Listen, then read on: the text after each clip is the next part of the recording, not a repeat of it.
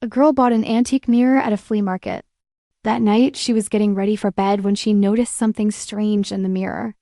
It wasn't her appearance that was strange, but rather what appeared to be a delay in her reflection's movement.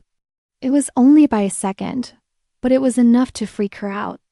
When she turned off the light and got into bed, she saw that her reflection was still illuminated by the moonlight streaming through the window. It was then that she noticed her reflection was mimicking her actions, but it was taking a second to do so. What in the world? Was it some kind of magic trick? Had she been tricked at the flea market? Was this antique mirror dangerous? The next day she tried to find the answer. She researched online, looked at the mirror's frame to see if there was a maker's mark or something that could identify its origin. But no matter how hard she tried, she couldn't figure out anything about the mirror or why it was exhibiting such strange behavior. That night, she decided to ignore the mirror. She didn't want to stare at it, didn't want to interact with it, and certainly didn't want to get too close to it.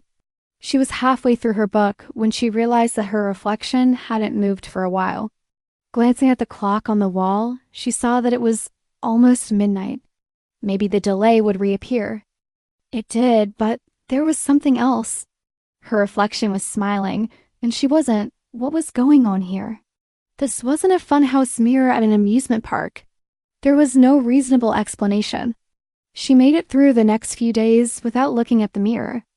She avoided that room entirely, opting instead to spend her time in the kitchen or at her desk in the corner of the living room where she could glance out the window. She told herself that it was just a mirror and that there was a perfectly reasonable explanation for what she had seen. But one night she woke up to what sounded like glass cracking. Sitting up in bed, she saw that the room was dark, pitch black. Suddenly, the moonlight streaming through the window hit the mirror just right, illuminating a figure standing in front of it. Gasping, the girl threw off the covers and rushed to the mirror. Staring back at her was the same figure. Only now it was closer. It was right behind her. Breathlessly, she reached out to touch the glass, but her fingers went straight through it. Turning around, she saw the figure standing directly behind her. She screamed. What was this thing? How was it behind her reflection? How could she not have seen it before? Panicked, she backed away, tripped over her blanket, and fell to the floor. As she scrambled to get away from the mirror, she caught sight of her own reflection and saw that it was still standing in the same spot, but it was smiling down at her. She spent the rest of the night curled up on the floor, hugging her knees to her chest and trying not to make a sound. She knew that whatever was in that mirror was watching her, waiting for her to fall asleep so it could come out and get her.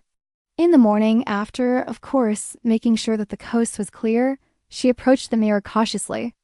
It was then that she noticed that the room was covered in tiny shards of glass. The mirror had completely shattered during the night. But what was even more shocking was that the shards were only on the floor in front of the mirror. The pane itself was completely intact.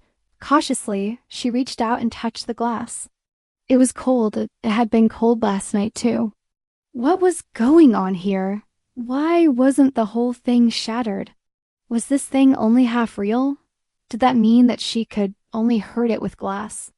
With renewed determination, she went to the kitchen, grabbed a glass, took it back to the bedroom, and raised it above her head. With a loud voice, she demanded that whatever was in that mirror show itself. But when she looked at the pane, she saw only her own scared reflection. Taking a deep breath, she smashed the glass against the mirror. As the shards rained down around her, she watched as the reflection of a horrifying creature took its place among them. The girl screamed again, dropped the shard, and stumbled backward. But it was too late. The creature lunged at her, its claws extended. You didn't think I'd actually let her get hurt, did you? Of course not. That would be just awful. Instead, she wakes up in her bed with a start. The sun is streaming through her window and birds are chirping merrily outside. She looks over at the mirror and sees that it's gone. In its place is a small pile of dust. The flea market really did take all of her money that day.